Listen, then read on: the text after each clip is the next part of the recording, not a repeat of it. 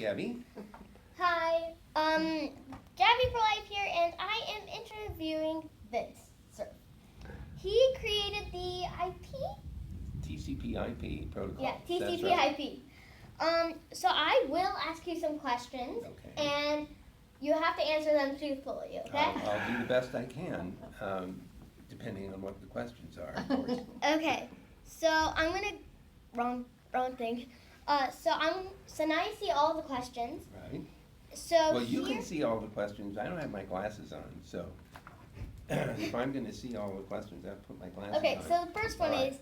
is what gave you the idea of creating an IP? Can you describe the IP to like a fourth grader like me? Easily. I think you probably know more than most fourth graders, but the Internet protocol is what makes the Internet work.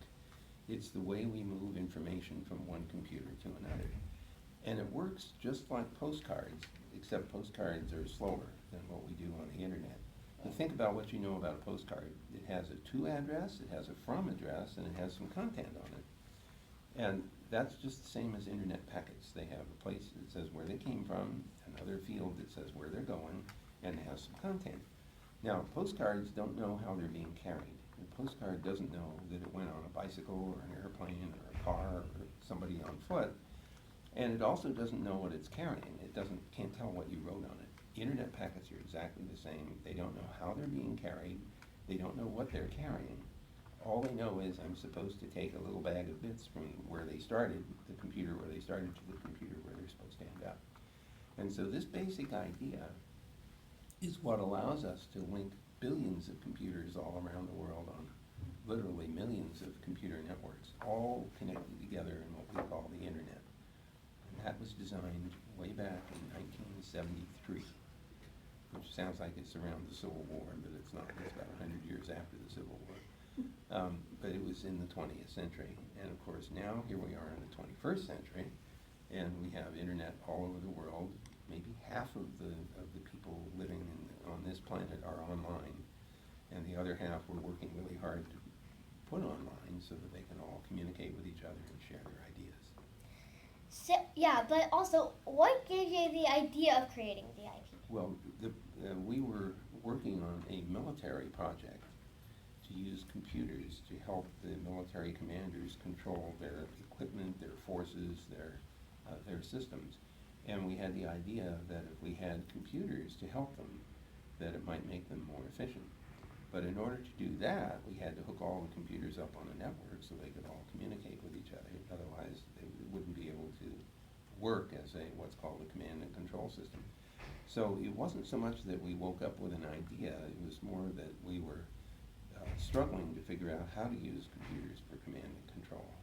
We had to make it work in ships at sea, in fixed installations like this building that we're in, or in mobile vehicles like the car that you came over here in. And so to make that work, we had to use radio and satellite and dedicated telephone lines. So we had different kinds of networks that had to work together. And that's why we called it the Internet, because of different networks being connected. So it was more, the idea was using computers for command and control. The project was figuring out how to actually establish the conventions for allowing those computers to communicate. That's what the Internet protocol does. Okay, yeah, but also, so I already asked you this question at lunch, but say like little kids like fifth grade and under, or if you're like a kid, don't don't take this the wrong way, but I'm calling you little just because I don't know. But so if kids want to code, Mm-hmm. what language would you recommend?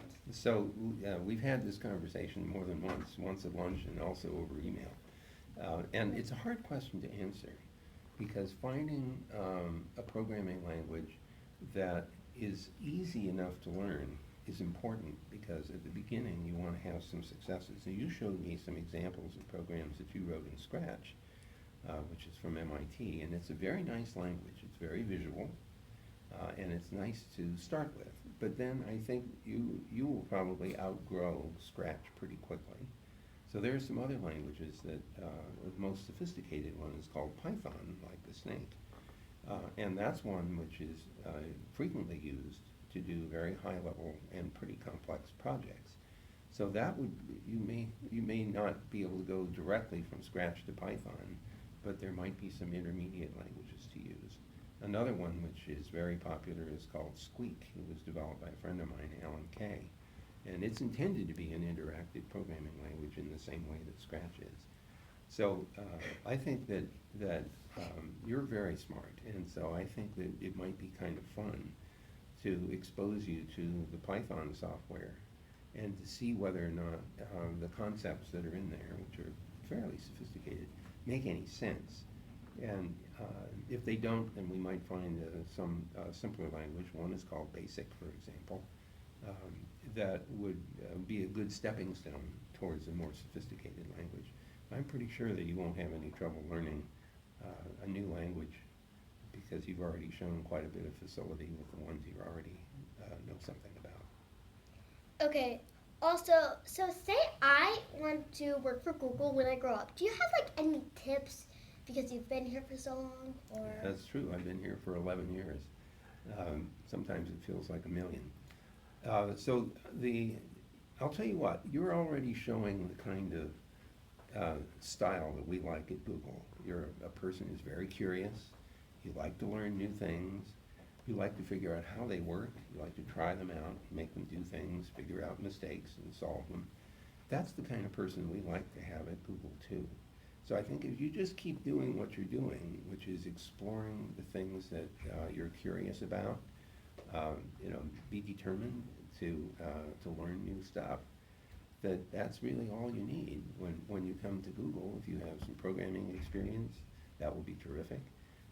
If you have some creative experience, like you like to write, you like to make stories, maybe you like to build things, maybe you have some experience with the maker fair places where you can build little programmable devices. All of those kinds of experiences are relevant to working at Google.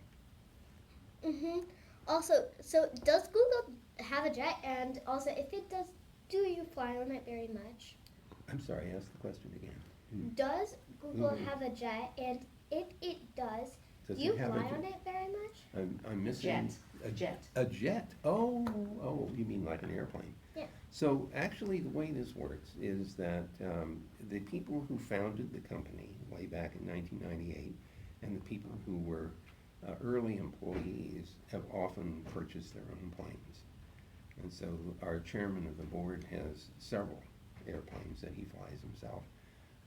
I don't have one. It would be fun to have one, but in the meantime, sometimes we rent them if we need to get someplace that it's hard to get to, on commercial airlines. But for the most part, I travel on commercial traffic, on commercial planes. Also, how old were you when you got interested in computers? I was about, it was 1958, so I was 15 years old at that point. Computers were still pretty new back then. I didn't actually get a chance to program one until 1960 when I was 17. And so you're really lucky because here you are, you're a lot younger than 17 and you've got your own computer and you can program it. I think I would have died for that opportunity at your age, but I didn't know any better. So I had to wait longer than you did. But I was still pretty early in those days. Kids my age then didn't have access to computers very often.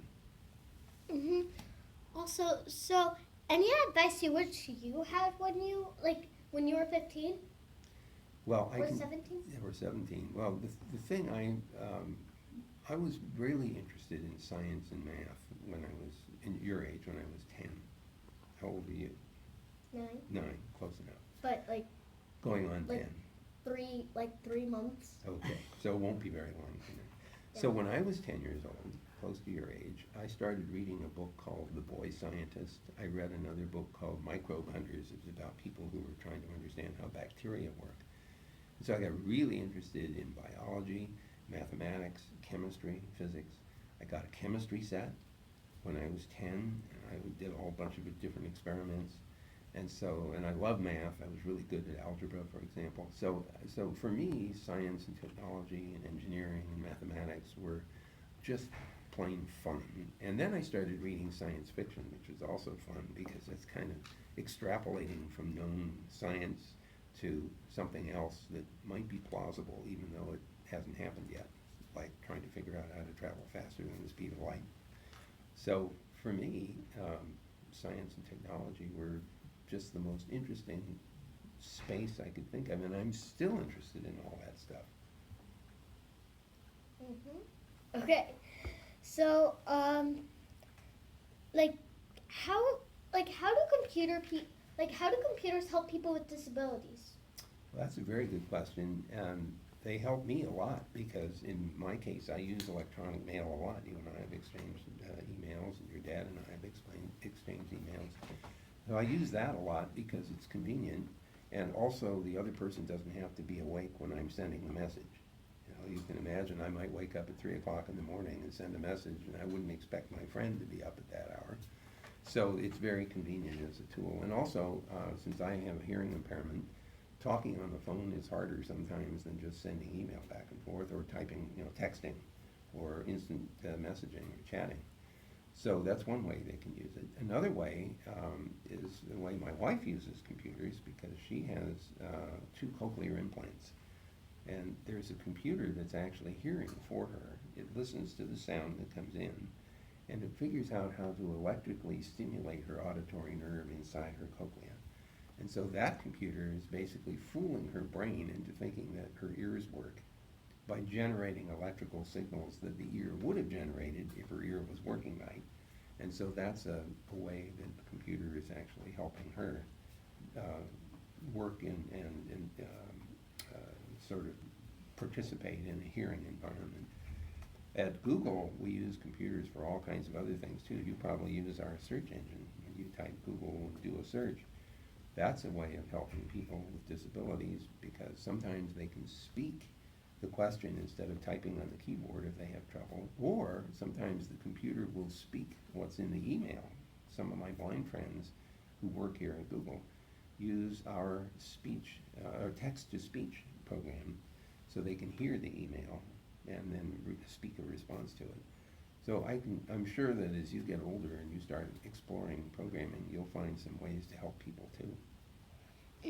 Okay, so I also heard from my dad that you really like Harry Potter, like a lot. Yes, okay? I do. I really do. And I've read all 7 books 3 times. Whoa. Okay, so That's because I couldn't remember all of them. I had to keep rereading. I have 3 questions about Go them. for it. So 1 is on a scale of 1 to 10, how do you rate Harry Potter? Like you could rate it over. Well, like I said, I've read it 3 times. I think it's terrific writing, right? Because J.K. Rowling is so creative and so inventive, all those crazy words for the magic incantations and things like that. It's also a really interesting story because it starts out, sort of fun in a way, except that poor old Harry is in that horrible place under the stairs and everything. But it's not too heavy. But then as the storyline gets longer, it gets more kind of scary and a little more real world challenges that are happening. A little more sad. Yeah, it is sad. On the other hand, we don't want to give away too much here if people haven't read Harry Potter. Although I have never met anybody that hasn't read Harry Potter. But in the end, they win, but at a considerable price. Yeah. And I think that's part of the story, that sometimes things are important enough that you pay a big price for succeeding. Yeah. I also wanted to say, so have you ever read the 8th book yet? Well, I did read a play that she wrote. Is that the one that we're thinking about? No, so there's the 8th book that Right. is The Cursed Child. Oh, yes, I have. Yes, that's a play, actually. And so that book is the script of the play. So it's not like the other books where it's a narrative and she has a lot of description. It's just the dialogue in the play. So yes, I've read that. And she has some more books that are coming, I think, where she's going to be describing a lot of the characters in the story and more about their background, if I understand correctly. But I don't think that's been published yet. Yeah. I also have a question. Who is your favorite character? Oh boy, that's all? so hard. Well, you know who I was most impressed by? It's Hermione, because she's so smart. And you know what's really cool about her is that in spite of all the, the guys are running around making fun of her bookish ways and everything, she's the one that figures out how to solve a lot of the problems that come up in the book. Yeah. And so I think she's the most impressive character, in spite of the fact that Harry, of course, is the central character in the book, and he's pretty brave, all the way even when he was very young. The other character that I like a lot is Hagrid, because he's a great big giant, but he's a friendly giant, and of course Dumbledore, who is a very complex character. Yeah. Part of the reason for reading the books more than once was to try to understand his character better. So I think that the storyline lets you discover a lot about each of the characters and what their motivations are, which is what I consider to be good writing. So how many times have you read the Harry Potter books? I'm still on the 7th for You're my still first on the time. 7th. Oh boy, oh boy. What? But you're almost done then. Yeah. You're in the second, in the hallowed, Yeah. what is it called? Harry Potter and the Deathly Hallows? Yeah, definitely. Deathly Hallows, right? Yeah. But I'm gonna read it again and again and again and again and again. I'm gonna try to read it 3 times at least. Well, I would suggest, first of all, I think that's terrific, what you story, and you'll remember parts of it when you're reading it. Well, you may remember all of it. But the reason that people reread books is sometimes for the same reason they listen to the same piece of music.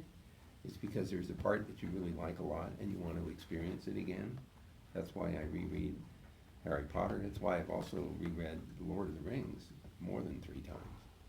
Because the language is beautiful and the story is wonderful, and I love the lyric style that J.R.R. Tolkien brings to that story.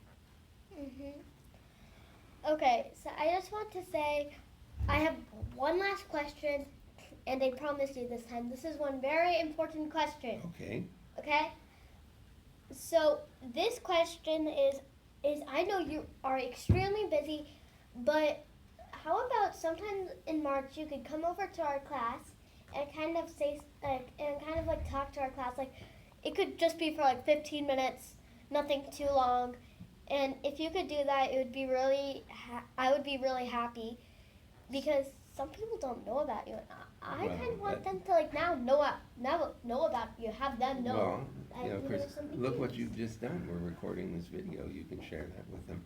I don't know if I can come in March, but my chief of staff, Carla, is really good at finding time for me to do things. So let's work on that. We'll see if we can find a time to do it before school's out this year.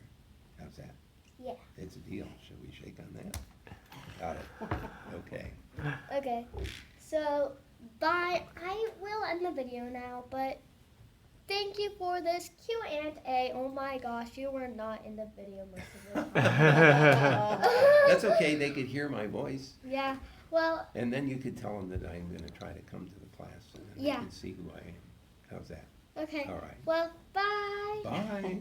Also, subscribe if you haven't already, and if you really like Vint Cerf, please like. And yeah, bye peeps. Bye-bye.